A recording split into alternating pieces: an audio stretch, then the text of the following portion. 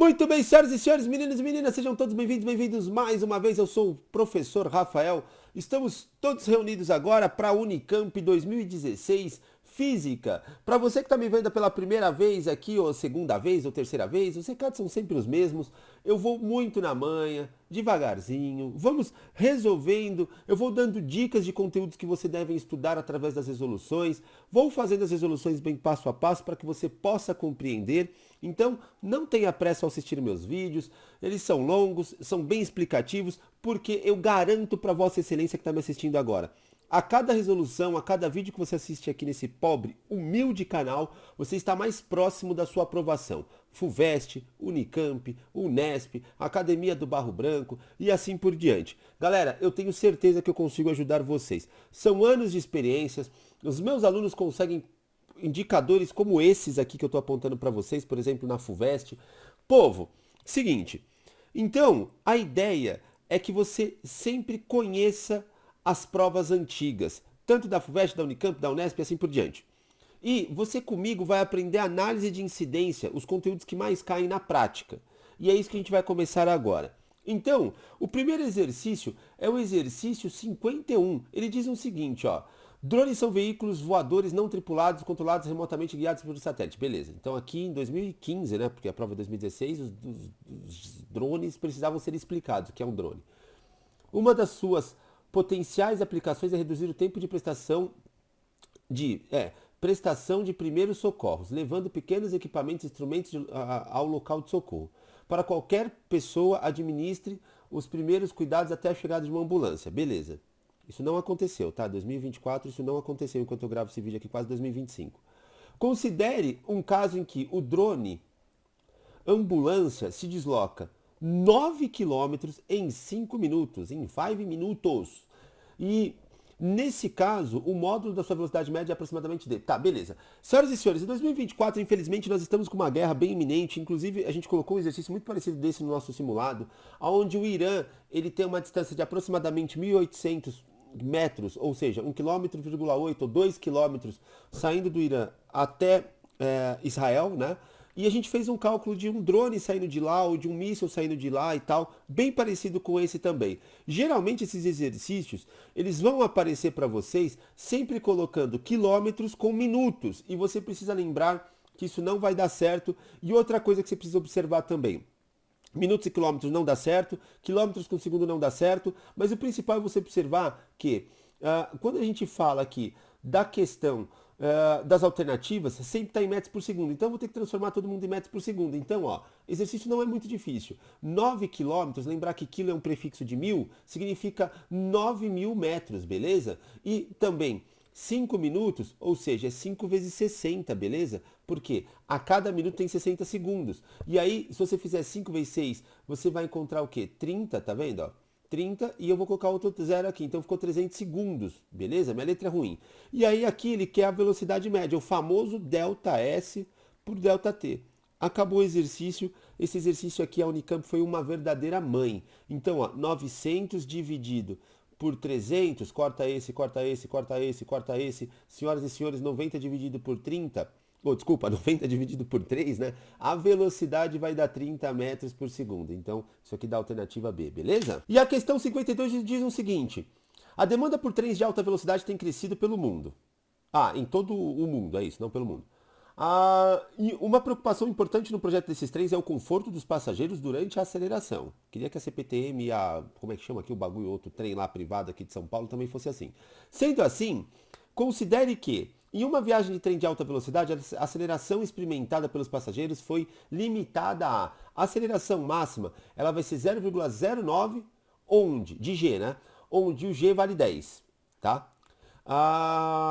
Se o trem parte do repouso, isso é importante, e com uma aceleração constante a máxima, então o máximo, a distância mínima percorrida pelo trem ao atingir, 1.080 km por hora será D. Então, seguinte, eu vou tentar desenhar essa situação aqui. Bolinha representa o trem, porque eu não sei desenhar trem, moçada. e aqui vai ter uma linha quase que reta, porque não tem muita coordenação motora também.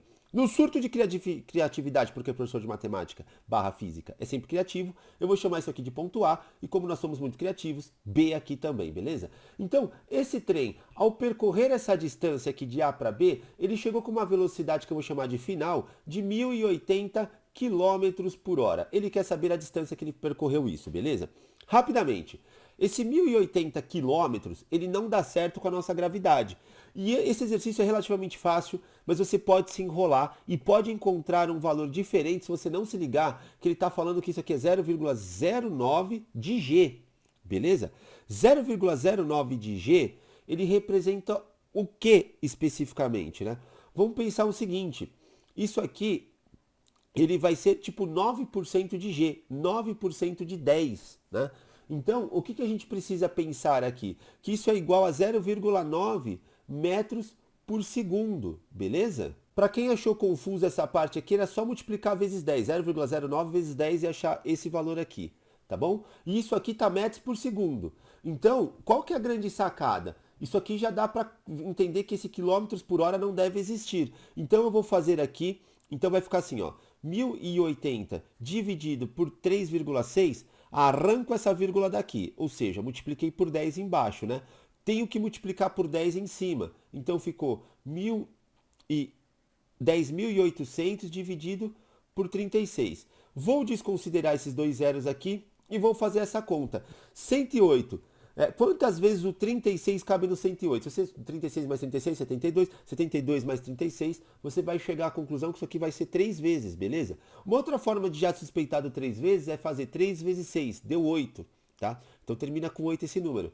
De fato, vai dar 3. Lembra que eu desconsiderei os dois zeros? Agora eu coloco os dois zeros no final. Então ficou 300 metros por segundo, beleza. Então eu peguei o jeito. Agora eu tenho os valores, eu vou colocar aqui embaixo, ó, mas eu tenho que observar uma coisa. Eu quero encontrar a distância, que eu vou chamar de ΔS aqui em cima. Galera, coisas. Ele não deu o time, o tempo, ele não deu tempo no exercício. E você já tá careca de saber, eu mais que você, olha só aqui as entradas. Olha só, povo. Seguinte, de coraçãozinho, você tem que manjar, chegar aqui, saber que tá sem tempo, vai de Torricelli, vai lembrar do poderoso, o lindão, o mais belo de todos, italiano, Torricelli. E a fórmula do Torricelli você tem que lembrar que é o quê? V quadrado igual a V0 quadrado mais 2 vezes a aceleração ΔS. Nesse caso, o meu V0, adivinha só, como ele parte aqui do repouso é zero. O resto, eu tenho tudo, então eu sou capaz de determinar o ΔS. Exercício mamãozinho com açúcar, ó. Se liga. Então aqui vai ficar 300 ao quadrado igual a 2 vezes, aqui é 0,9, beleza? ΔS. Já vamos ajustar essa parada aqui, ó. Quanto que é 3 ao quadrado? 9. Tem dois zeros, eu coloco mais dois zeros porque está ao quadrado, beleza. Aqui vai ser 1,8 vezes ΔS. Moçada, esse exercício aqui acabou, né? Agora virou álgebra básica. Esse meu ΔS aqui, ele vai ser simplesmente o 90 mil, me perdoe, dividido por 18, né? Você pode pensar 18 vezes 10 elevado a menos 1. Aqui dá para fazer uma sacadinha também, ó, moçada, que é tipo assim, ó. Como eu tenho esse, eu posso deixar 90, né? Aqui, tá vendo, ó? 90 para dividir com 18. E aí, se eu deixei 90, eu tenho aqui, ó, 3 zeros. Então, eu vou colocar 10 elevado a 3, beleza? Então, ó, se eu pegar 90 dividido por 18, a gente rapidamente vai lembrar aqui dos ângulos notáveis ou coisa do tipo, que isso aqui vai ser 5, beleza? 5. Só que tem esse cara aqui, ó. Então vai ser 5 o quê? Vai ser 5, 10 elevado a 3 menos 1, beleza? Então isso aqui é a mesma coisa que colocar 5 vezes 10 a quarta. Vou fazer aqui no canto, então. Meu ΔS deu 5, 1, 2, 3, 4. Ou seja, 50 mil metros. Só que eu vou olhar para as minhas alternativas, não tem 50 mil metros. Mas tem quem? 50 quilômetros. Então essa seria a minha resposta correta, beleza? Exercício 55, ele diz o seguinte: um teatro de luz negra típico da República Tcheca é um tipo de representação cêmica caracterizada pelo uso de cenário escuro como iluminação estratégica dos objetos exibidos. Beleza. No entanto, o termo luz negra é fisicamente incoerente, total. Pois a coloração negra é justamente a ausência de luz. Beleza. A luz branca é a composição de luz com vários comprimentos de onda e a cor de um corpo é dada pelo comprimento de onda da luz que ele predominantemente reflete. Assim, um quadro, agora sim, ó, o exercício começa aqui. Assim, um quadro que apresenta cores azul e branca, quando iluminado pela luz solar, ou seja, luz branca, né? E ao ser iluminado por uma luz monocromática de comprimento de onda correspondente à amarela, beleza. Representará qual coloração respectivamente, beleza. Então vamos lá. Primeira coisa que a gente precisa entender aqui. Eu vou fazer aqui. Se eu tenho uma luz branca, branco, eu tenho uma luz branca e ela chega em um objeto que é amarelo,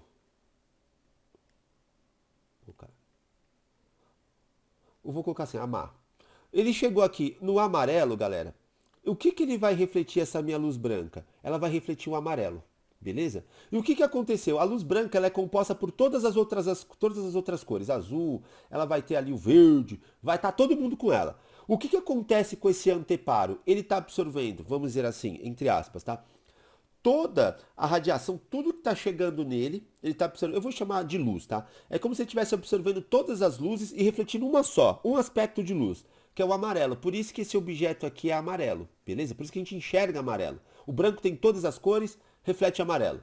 Senhoras e senhores, agora o que que acontece, hipoteticamente, se eu tivesse um bagulho azul e eu mandasse uma luz yellow, amarelo para ele? Lembra, o amarelo, esse cara aqui azul, eu só enxergo ele azul na luz branca porque ele só reflete o azul e absorve todas. Se eu mandei uma luz amarela para ele, ele absorve o amarelo e não reflete nada. Se ele não reflete nada, adivinha só o que eu vou enxergar? Adivinha só o que eu vou enxergar? Nada. Eu vou enxergar o preto. Tá? Ele não está refletindo nada, eu vou enxergar aquilo escuro. Então essa é a sacada desse exercício, galerinha.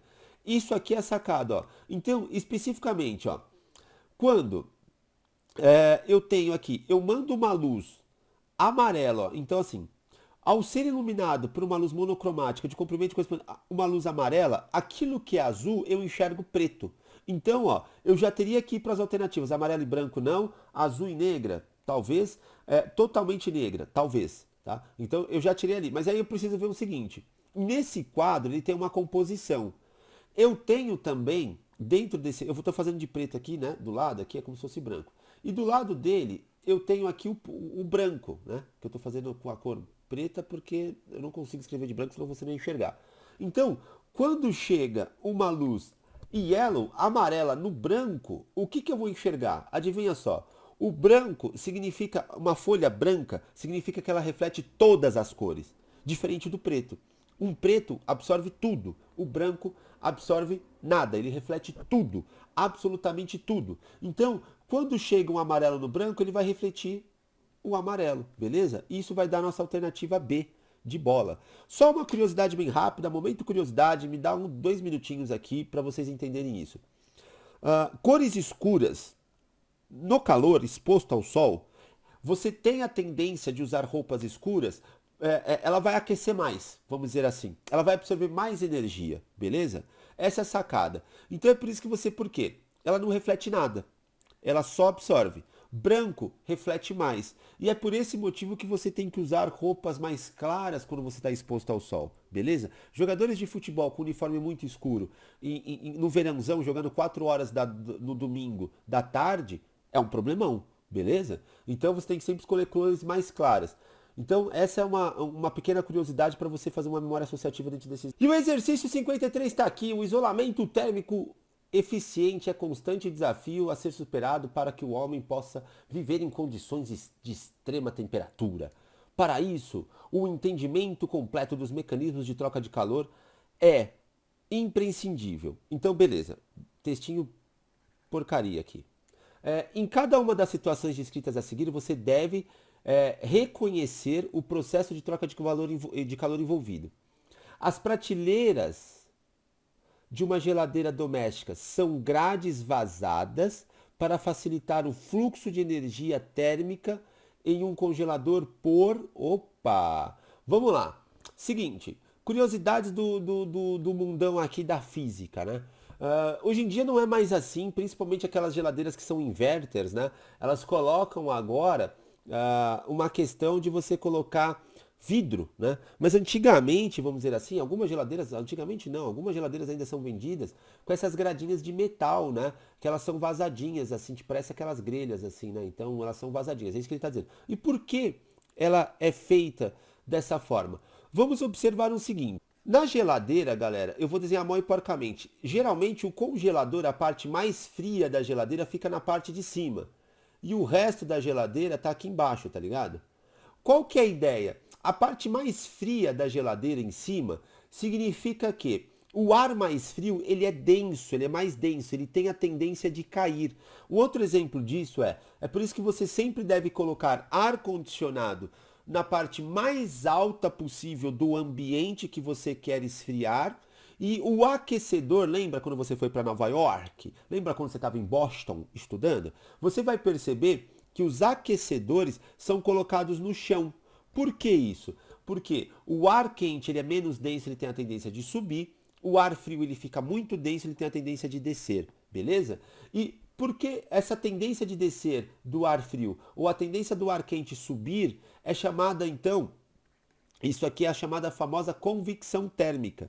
Então eu já estou entre C e D, ó. Então eu vou ter aqui a convecção térmica, beleza? Então, nesse primeiro aqui eu já posso tirar condução e condução. É a convecção térmica. É isso que faz a sua carne ficar bem assadinha, por exemplo. A chama não precisa entrar em contato com a carne na churrasqueira para que ela possa cozir e tal, ficar assadinha, bonitinha.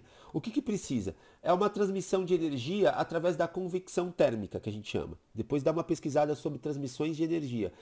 Na verdade, transmissão de calor, podemos dizer assim. A sacada é a seguinte, próximo. Ele vai falar aqui pra gente, ó. E uma garrafa térmica é mantido vácuo entre as paredes duplas de vidro para evitar que o calor saia por... Ah, não, peraí, eu pulei aqui. O único processo de troca de calor, eu pulei, me perdoe, eu fui para 3. O único processo de troca de calor que pode ocorrer no vácuo é por... Então, o único jeito de correr... Aí ele matou, aí ajudou demais nós, né? Puta merda. Ajudou muito. O único jeito, o vácuo, lembra? O marido da vaca, o vácuo, tá lá. O único jeito de emitir energia, como é que a energia do Sol chega na Terra? Através da radiação solar, beleza? É uma forma de você associar isso. Então, o único jeito de eu transmitir energia através do vácuo é radiação. Aí acabou o exercício, né? Ele ajudou demais o Unicamp. Já dá para perceber aqui, ó, que nós vamos na D de dado, tá? Mas vamos entender só a última aqui, ó. E uma garrafa térmica é mantido vácuo entre as paredes duplas de vidro para evitar que o calor saia por condução. Ou seja, eu tenho uma garrafa térmica mal e porcamente desenhada aqui, beleza? Ó. E ela tá aqui assim, ó. Tranquilo? Aqui é onde vai ficar o líquido. Eu exagerei bastante nos espaços aqui. Aqui tem a tampa. Beleza. Qual que é a sacada? Lembre-se disso. Na natureza, galera, na natureza, ela é comunista utópica, perdão. Se eu tenho o item A, que ele está com muita energia, ele tem muita energia, mais, e eu tenho um objeto B aqui, que tem pouca energia, qual que é a tendência? Na natureza, uma forma da gente lembrar disso, o que? Ela é fraterna. Ela vai vir para cá, ó, e vai tentar, esse cara que está com muita energia, ou seja, agitação das moléculas, alta temperatura, ele vai ceder a temperatura dele, ele vai ceder, ou seja, a energia dele em forma de calor, para que o B possa aquecer.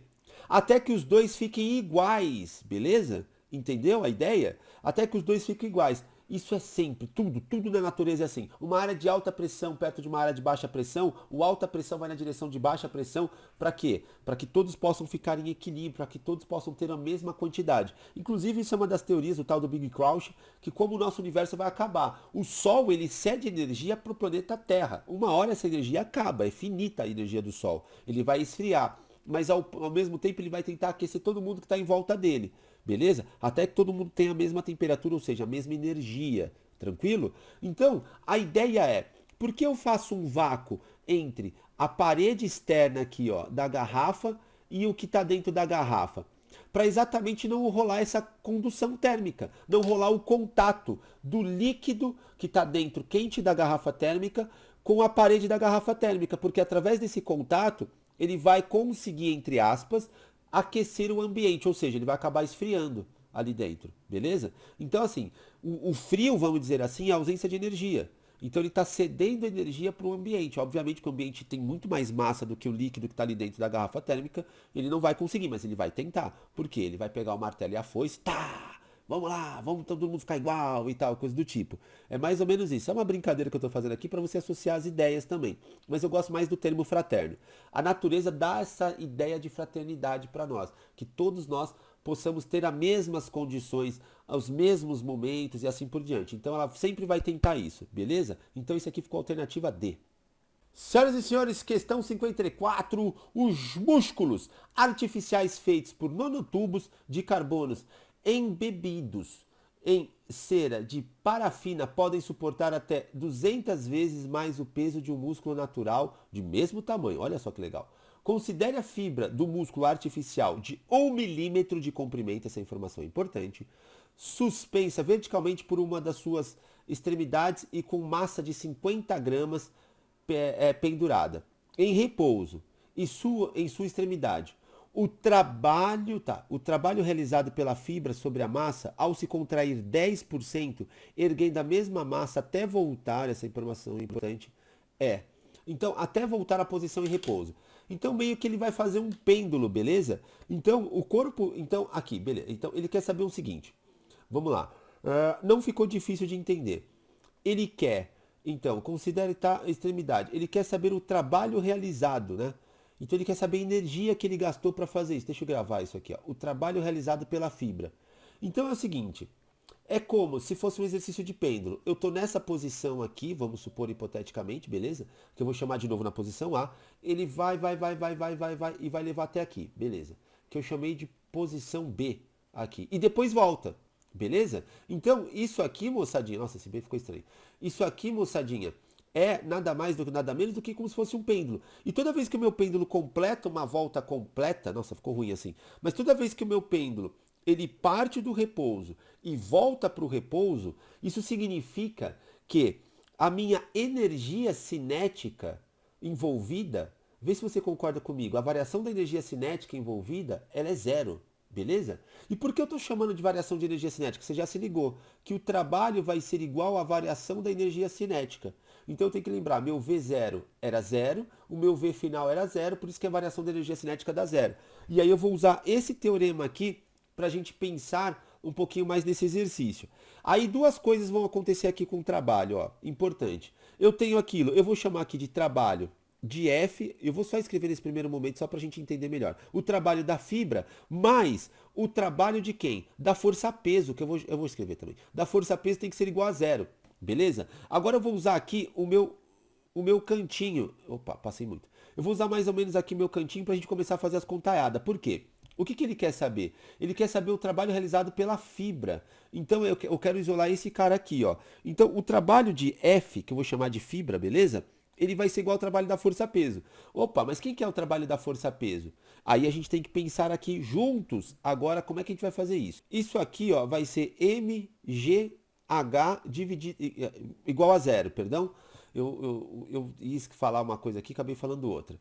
Mas qual que é a sacada? Eu vou puxar esse aqui, o trabalho da fibra, então, ele vai ser menos negativo aqui, ó, mgh, beleza? Então eu peguei o trabalho da força-peso, que é mgh, e joguei ele para lá. Isso aqui era igual a zero, só que ele passou a ser negativo. Então essa é a fórmula da fibra. Agora, moçada, é simplesmente substituir os valores, ó. O trabalho da fibra, eu vou jogar mais para baixo aqui, ó. Ele vai ser o seguinte, o trabalho da minha fibra. Vai ser, vamos olhar para a massa que eu não me lembro dos valores aqui, galera. Ó. É 50 gramas, tá? Então vai ser, vamos só organizar essa parada aqui. Vai ser 50, como é gramas, 10 elevado a menos 3, vezes a gravidade que vale 10, vezes a altura. Só que aí, ó, o que eu preciso sacar? É 1 milímetro, né? Então, a fibra desse comprimento aqui. Então, se é 1 milímetro, eu vou colocar assim, né, para a gente se entender. Eu poderia colocar 0,1 vezes 10 a menos 3, para ficar mais fácil da gente se entender nesse primeiro momento. E aí, moçadinha, vou fazer essa contaiada toda aqui, ó. Primeiro, por onde eu começo? Deixa eu ver. Eu vou fazer o seguinte, ó.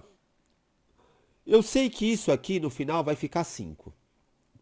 Esse zero aqui, ó, esse zero, eu já vou cortar com esse aqui, ó. Então aqui ficou 10 menos 2, certo? Eu estou escrevendo. Só que esse aqui é 1, então ficou 10 elevado a menos 1, tranquilo? E aqui, se eu juntar esses dois, vai dar 10 a menos 4, beleza? Só que 10 a menos 4, então ficou 10 a menos 4 quando eu juntei os dois ali. E se eu pegar esses dois aqui e somar agora, então o meu trabalho da fibra vai ser 5 vezes 10 elevado a menos 5, beleza? Quando eu somar tudo isso aqui. Joule.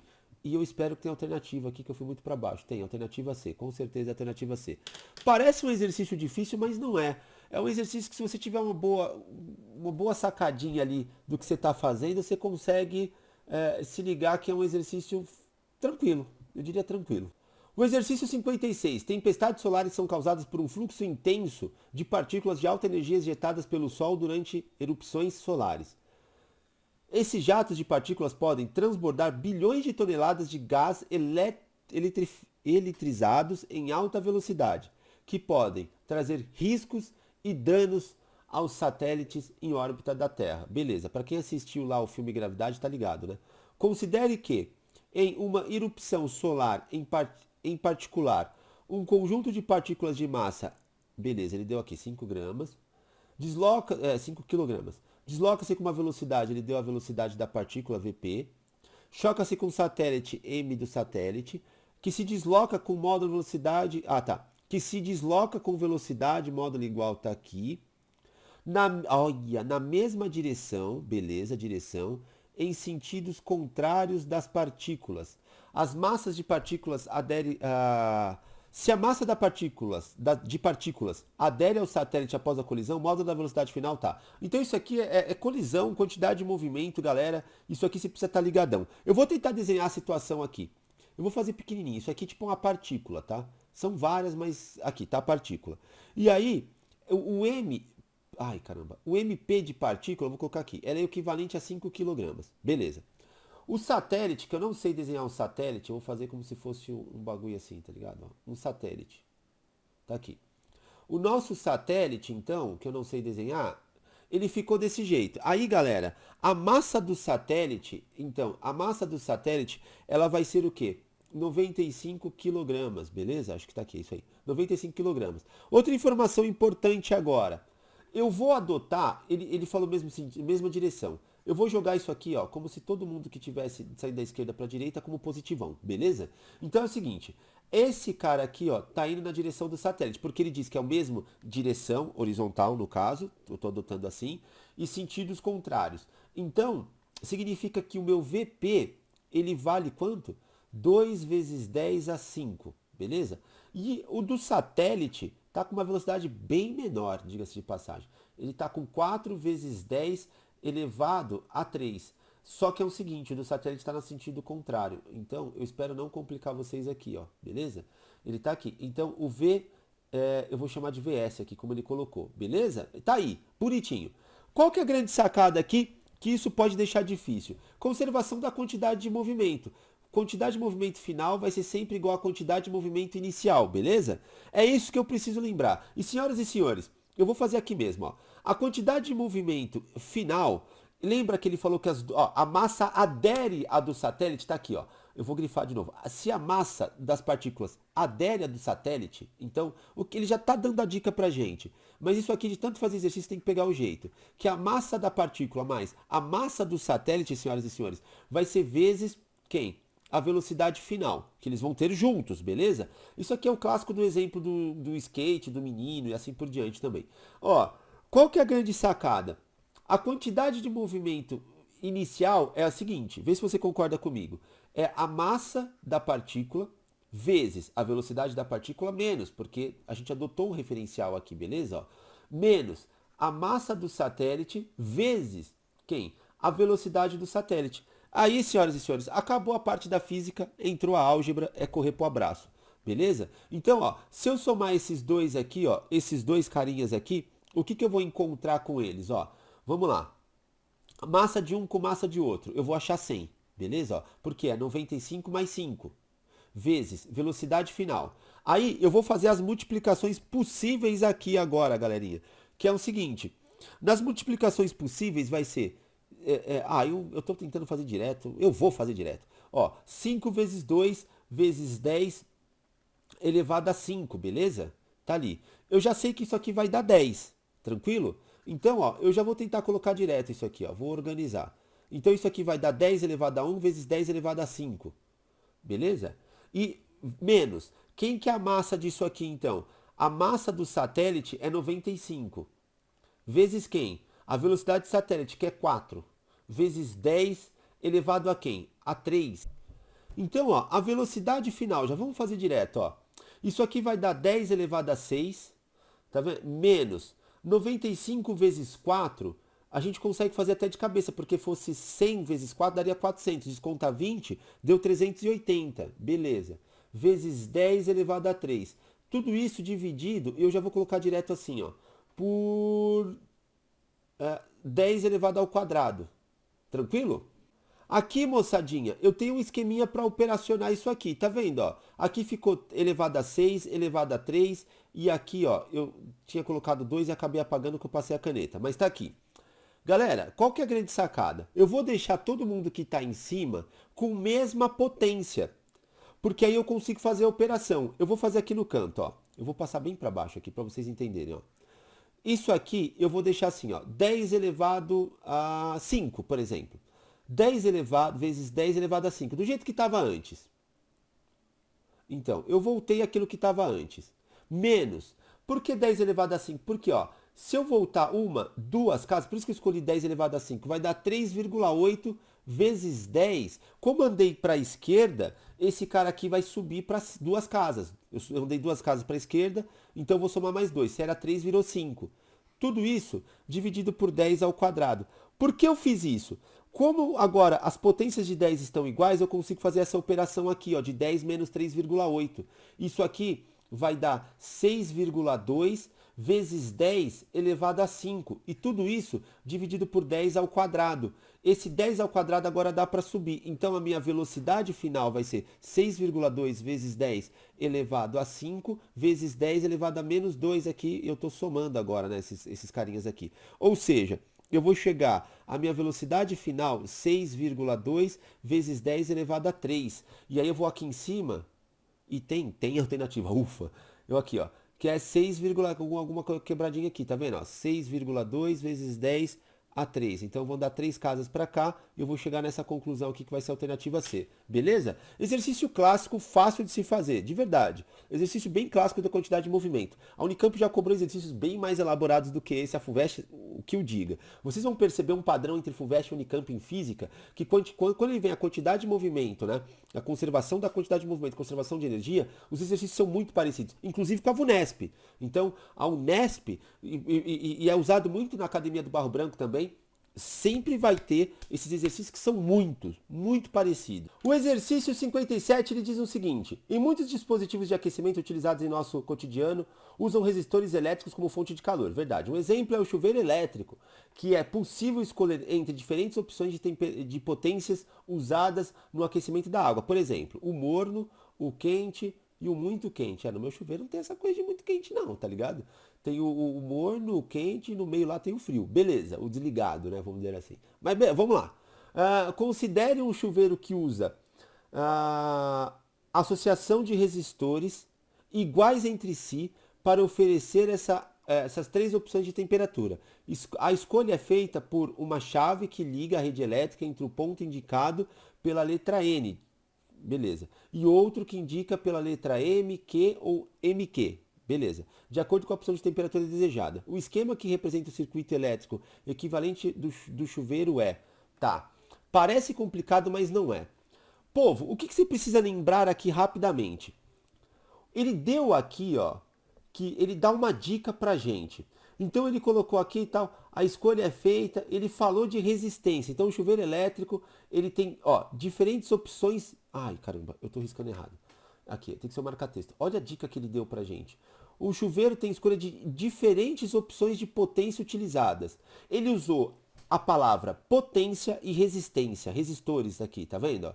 Automaticamente você pode lembrar dessa, do pull ou do peel, né? Aqui, ó, você teria que lembrar dessa. Só que aqui eu não tenho resistência no meio, beleza? Então, o que eu preciso fazer aqui rapidamente? Potência tem que ser igual a U quadrado dividido pela resistência. Você teria que lembrar dessa fórmula aqui, tranquilo? Ah, professor, não ia lembrar. Então, você só precisa lembrar dessa fórmula da potência, do Poole ou do Peel, e lembrar da segunda lei de Ohm, de U igual a R vezes I. Beleza? Se você isolar o R e trocar pelo I, você chega aqui, tá? Então, essa, ou você já lembra direto dessa. Mas de coraçãozinho, vem comigo, ó. São essas duas fórmulas que você nunca pode esquecer para associação de resistores e potência e corrente elétrica. Nunca pode esquecer disso. Porque através dessas duas fórmulas aqui, ó, você encontra tudo que você precisar. Então, essas duas fórmulas você encontra tudo que você precisar. Eu já tenho essa.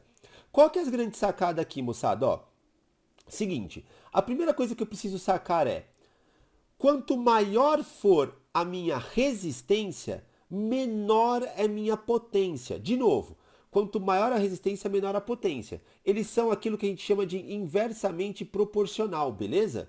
São inversamente proporcional. Um está dividindo ali, então, sacada, resistência muito grande, potência muito baixa. Agora vamos pensar o seguinte: um chuveiro, ele precisa ter, para aquecer mais a água, ou seja, para ficar no muito quente, como ele colocou aqui, esse termo ruim, muito quente, significa que ele tem que ter uma potência maior de todas. Então, como é que eu vou escrever isso? Ó? A potência do muito quente, ela tem que ser maior, e eu vou escrever de uma forma diferente, que a potência do quente. E a potência do quente, ela tem que ser maior que a potência de quem? Do morno. Então, se você observar, vamos ler aqui, ó. Potência do morno, ela é menor que a potência do quente. A potência do quente é menor que a potência do muito quente. Se eu ler da esquerda para a direita, eu leio assim. Se eu vir o contrário, muito quente ele é maior que a potência do quente, o quente é maior que a potência. Beleza?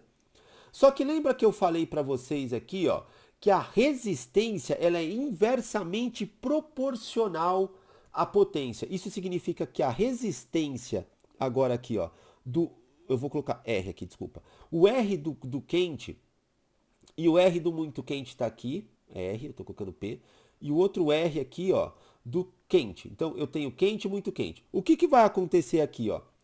O R do quente, ele é maior e sempre então vai funcionar assim, ó. O R do quente ele tem que ser maior que o do muito quente e que tem que ser maior que, desculpa, do quente tem que ser maior do que do muito quente. Eles são inversos, ó. Então se eu ler de novo de trás para frente, ó, esse é menor que esse e esse é menor que esse. Ou seja, quem tem a menor resistência da parada aqui? O muito quente. O muito quente é aquele que tem a menor resistência. Por quê? Quanto menor o R aqui, ó, maior vai ser a potência lá em cima. Se você tem dúvidas disso, lembrando, esse cara aqui é sempre 220, né? Então ele é constante. Pega um exemplo, ó. Eu vou colocar aqui. Se fosse 220, só para você entender o que eu estou dizendo com números. 220 dividido por 10 igual a U. Minha resistência é 10. Corto esse, beleza? Então, desculpa, aqui é P. Então, isso significa que a minha potência deu 22. O que acontece se eu tenho, de novo, eu não estou colocando ao quadrado aqui, eu estou desconsiderando. Estou pegando um exemplo aleatório, números fáceis, tá? Pra gente pegar. Se minha potência for, de novo, 220, mas teoricamente teria que colocar ao quadrado. Em vez de 10 eu usar 100, eu aumentei a minha resistência 10 vezes, deixei minha resistência muito maior. Corta esse zero, corta esse zero, corta esse zero, a vírgula vem para cá. Ou seja, olha só a minha potência, 2,2. A minha potência com uma resistência de 10 era 22, nesse meu exemplo que eu estou tirando da minha cabeça aqui. E agora a potência, quando eu aumentei a resistência, ficou menor, 2,2. Ou seja, o que eu quero explicar para vocês, quanto maior a resistência, menor é a potência. Quanto maior a potência, mais aquecidinha a água fica. E aí nós vamos olhar para as alternativas, ó. Aonde eu vou encontrar aqui um resistor que ele vai dizer assim que ele é a menor resistência possível, ó. Já dá para descartar essas porcaria aqui, ó, rapidamente, que é o item, é o item C e D. Por quê? O D é o mais absurdo de todos. Tem que começar no neutro a parada, né? Ele colocou aqui, ó, tem que começar na letra N. O D é mais absurdo. Só que esse aqui, ele fala que se você estivesse indo para um paralelo, na verdade esse negócio aqui é sempre em série, tá? Os resistores. Então, o que eu preciso pensar aqui? Neutro e neutro. Quem deve vir primeiro? Quem deve ser a primeira resistência que ele vai ter ali na série que ele vai ter? Vai ser o do muito quente. Por quê? Se eu deixar O morno, que é ele tem que ter a maior resistência, perceba, a corrente passou por um resistor, depois outro resistor, depois outro resistor, beleza? Então ela está passando por 3R para chegar no M. Então ele é maior 3 vezes mais do que os outros. Se eu quero muito quente, ou seja, maior potência, aqui só tem um R para a corrente passar. Entendeu? Aí a chave para aqui, vamos dizer assim. Se eu for pro quente, eu vou ter 2R. E pro morno, 3R, beleza? Então seria a alternativa A correta. Tranquilo? E aqui, senhoras e senhores, estamos no exercício 58, ele diz o seguinte: um osciloscópio é um instrumento muito útil no estudo de variação temporal dos sistemas elétricos nos circuitos. No caso de um circuito da corrente alternada, a diferença de potencial U e a corrente I variam em função do tempo, beleza. Considere um circuito com dois resistores, então R1 e R2, em série, isso aqui é importante pra caramba, em série, alimentados por uma fonte de tensão alternada. A diferença de potencial nos terminais de cada resistor é observada na tela do osciloscópio e é representada pelo gráfico abaixo. Eu coloquei aqui do lado, tá? Analisando o gráfico, então eu tenho que analisar o gráfico, pode-se afirmar que a amplitude e a frequência da onda, beleza, representa a diferença de potencial nos terminais do resistor de maior resistência, respectivamente. Ele quer saber quem é o maior. Eu tenho dois resistores, beleza, o R1 e R2. Quem é o maior resistor entre eles? Galera, de novo, ó, U igual a R vezes I. O que eu preciso lembrar? Ele deu uma informação importante em série. Se eu estou em série, eu vou desenhar assim, ó. Eu tenho o meu R1, R2, beleza? Então ele está indo do ponto A ao ponto B aqui, tranquilo. Galera, o que eu preciso lembrar? A corrente é a mesma para os dois, beleza? Em série a corrente é igual, paralela a corrente muda. Então, ó, em série corrente igual, quem é que muda aqui? A tensão, o U. Beleza? Então, hipoteticamente, não estou falando que é esse caso. De novo, números da minha cabeça, não é o exercício, estou dando um exemplo só. Se eu tenho 100 volts saindo do ponto A até o ponto B, a DDP, hipoteticamente ele fala, ó, no R1 tem 90. Então, automaticamente, o R2 tem que ter 10. Opa, coloquei 120. Tem que ter 10 aqui, automaticamente. Porque a soma das duas tensões, dos volts, tem que dar o total, que é o 100, beleza? Mas o que eu quero dizer aqui?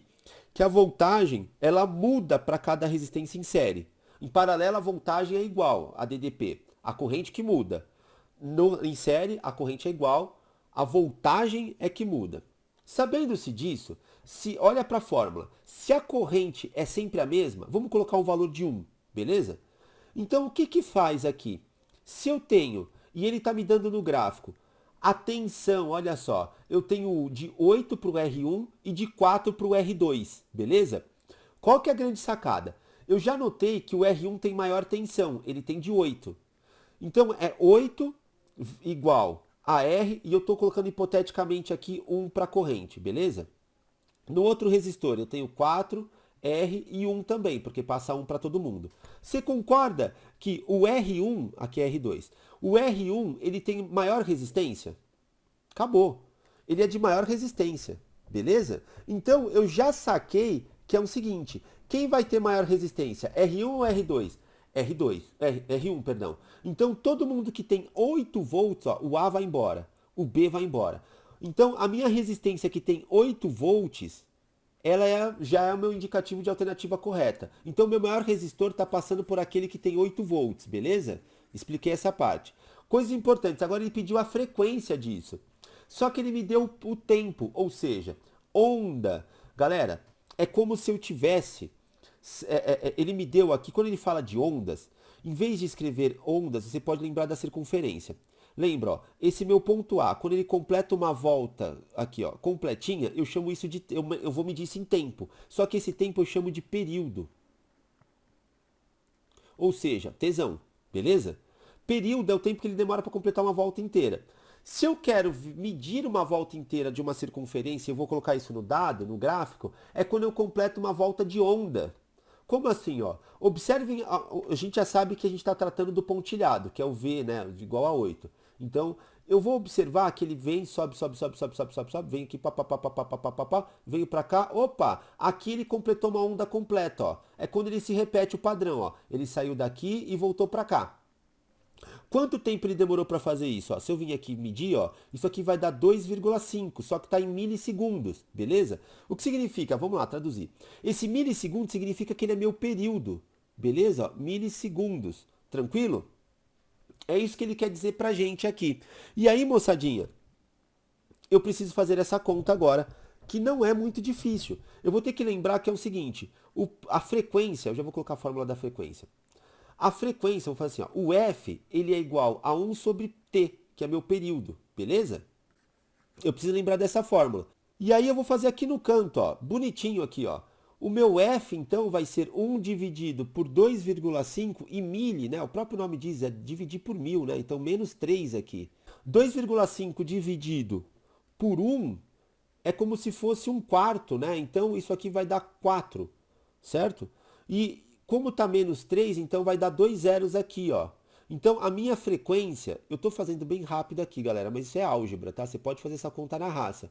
A minha frequência vai ser de 400 Hz, que dá alternativa D, ó, diga-se de passagem. 400 Hz. Então, alternativa D nós encontramos aqui. Exercício relativamente difícil, mas não é. Requer uma boa interpretação do gráfico. É um exercício fora da casinha, porque a gente está acostumado sempre a trabalhar com leis de Ohm, já com circuito e tal. Ele deu um gráfico e você precisava entender e colocar esses valores dentro da lei de Ohm, da segunda lei de Ohm. E ele também pediu frequência, tá? Então, acho que é um exercício relativamente difícil. Exercício 59, ele diz o seguinte: anemômetros são instrumentos usados para medir a velocidade do vento. A sua construção mais conhecida é a proposta por Hobson em 1846, que consiste em um rotor com 4 conchas hemisféricas presas por uma haste conforme a figura abaixo. Beleza. Em um anemômetro, meu Deus, palavra difícil, de Hobson ideal, a velocidade do vento é dada pela velocidade linear das conchas. Opa, isso aqui é importante, velocidade linear das conchas. Então, eu não vou pronunciar porque a minha dislexia me proíbe fazer isso. Em que distância entre as conchas e o centro de rotação, que é, ele deu aqui centro de rotação, então seria nosso raio, de 25 centímetros, em um dia cuja velocidade do vento é 18 km por hora, teria uma frequência de rotação D, então ele quer a frequência, só que dessa vez por RPM, ou seja, rotações por minuto. Tá. Galera, rapidamente, vamos tentar entender esse exercício. Aqui, nós vamos lembrar do movimento circular, de novo, ó. É como se eu fizesse ΔS sobre ΔT. De novo, aquela velha história. Só quem vai fazer o meu papel do ΔS é 2π raio, lembra dessa história? O comprimento aqui, 2π raio, dividido por quem? Pelo período. Eu tenho que lembrar disso. Só que isso também dá para ser escrito assim, 2π raio vezes F. Afinal de contas, a gente acabou de fazer isso lá atrás, ó. O T é igual a 1 sobre F. E se eu substituir, então, eu vou até mudar aqui, ó. O F é 1 sobre T. E se eu substituir aqui dentro, eu chego nessa fórmula para velocidade. Outra coisa importante aqui, ele deu 18 quilômetros por hora. Não vai combinar. O que a gente vai ter que fazer? Vamos transformar 18 quilômetros por hora para quem? Para metros por segundo. Se eu dividir isso aqui, ó, se eu dividir isso aqui por 3,6, fica 180 dividido por 36, né? 180 dividido por 36. Isso aqui vai dar 5 metros por segundo, beleza? E eu sei que o meu raio, ele vale 25 centímetros, ou seja, eu já vou colocar aqui 0,25 metros, tá? 25 centímetros, 0,25 metros. Já fiz isso aqui. Então, tô meio que organizando o barraco pra gente começar a fazer as contaiadas tudo aqui, ó. E aí, qual que é a grande sacada? Ele quer a frequência. Então, vamos nós. A velocidade que ele tem nesse dia é de 5, igual. Aí eu vou começar a fazer essa conta. 2 vezes 3, porque 3, 2 vezes da fórmula aqui, tá vendo? Eu tô usando 2π, né? Que 3, ele pediu para considerar 3. O meu raio vale 0,25 vezes o F que eu quero descobrir. Então, o que dá para fazer aqui? Eu vou pegar esses dois aqui, ó, vai dar meia dúzia. E meia dúzia vezes 0,25. Só que aí, eu não vou fazer nada ainda. Eu vou deixar assim, ó. O meu F vai ser 6 vezes 0,25 dividido, tá vendo, ó? Oh, desculpa. Não vai dar espaço aqui. Eu vou refazer, ó.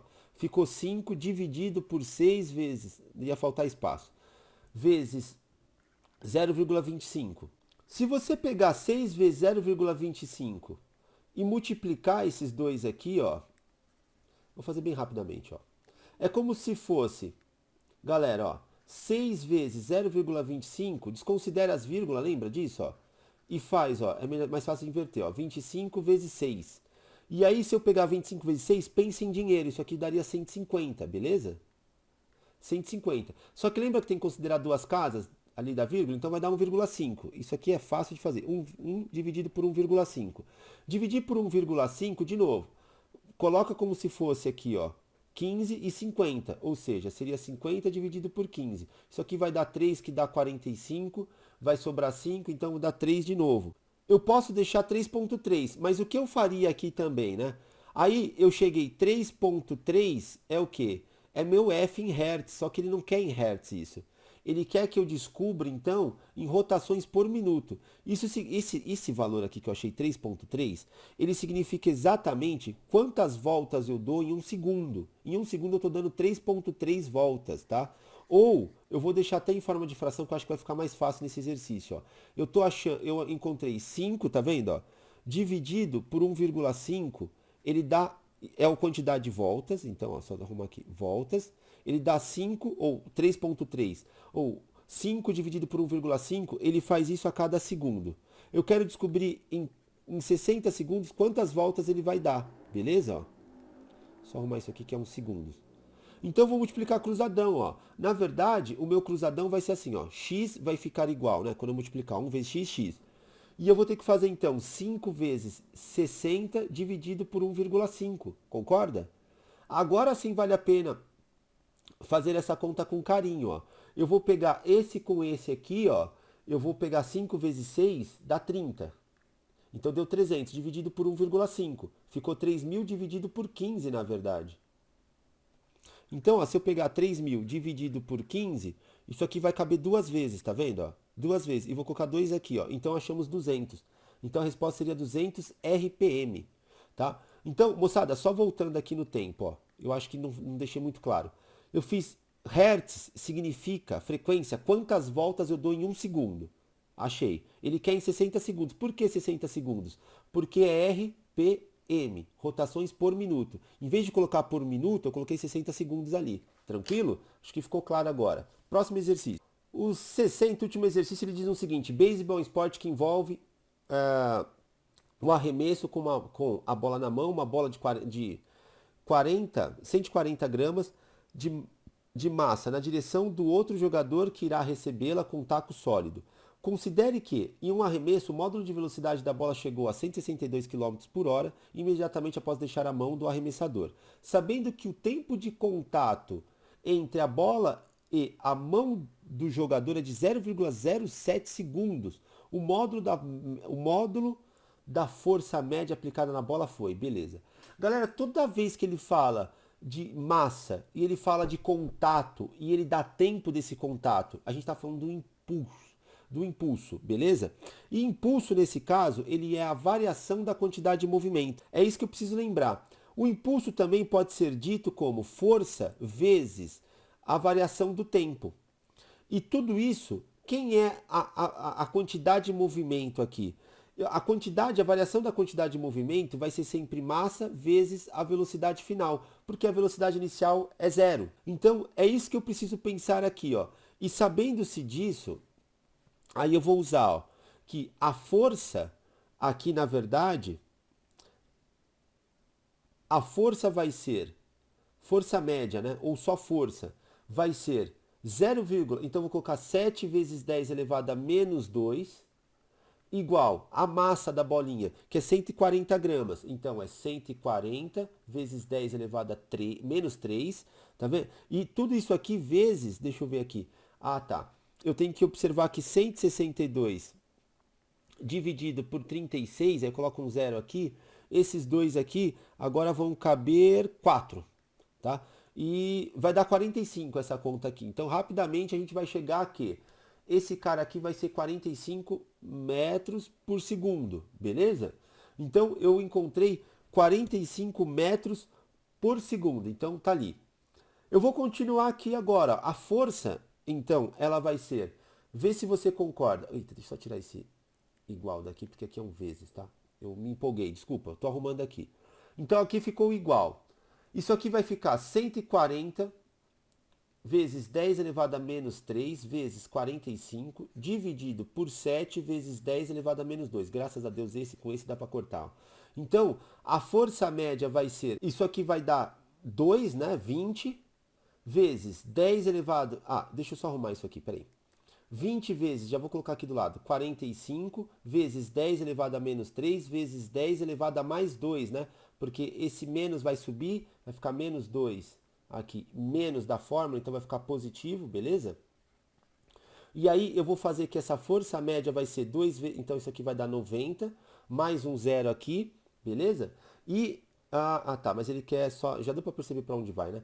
Então vai ser 9 vezes 10 elevado a 1, vezes 10, aqui ó, tá dando menos 1, beleza? Então isso aqui deu menos 1. Esse com esse vai cortar, então minha força média vai ser de 90. Tá aqui ó, 90 newtons.